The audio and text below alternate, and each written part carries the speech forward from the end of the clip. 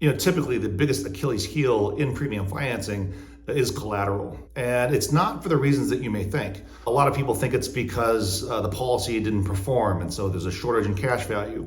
Some people believe it's because interest rates have risen and the client is accruing interest. And though those factors may play a role in why the client has to post so much more collateral, it's usually because the premium financing intermediary miscalculated the collateral need from the very beginning. And here's what I mean by this.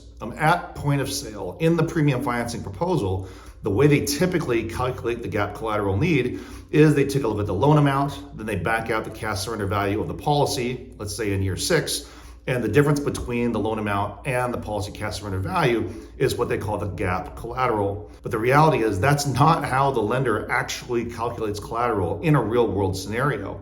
So let's assume the lender is calculating the collateral need for year 6. They'll typically do that in the 12th month of year 5. Well, in the middle of the 12th month of year 5, year 5's index credit has not hit yet.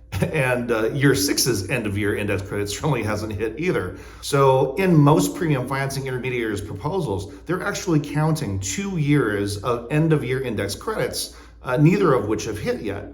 And that's why typically there's a massive shortfall when the client starts to look at funding year 6. The lender looks at the cash surrender value, assuming 0 index credit for year 5 and year 6. So that's one of the things that makes Landsmark Capital so unique.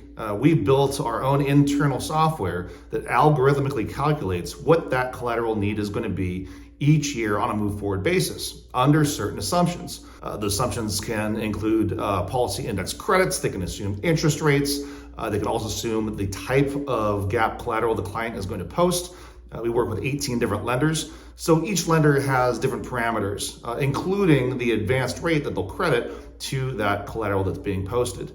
So for a lot of these other premium financing proposals that I've seen generated by our competitors, there is literally a mathematical flaw in the way that the gap collateral projection is being calculated. And that's pretty alarming.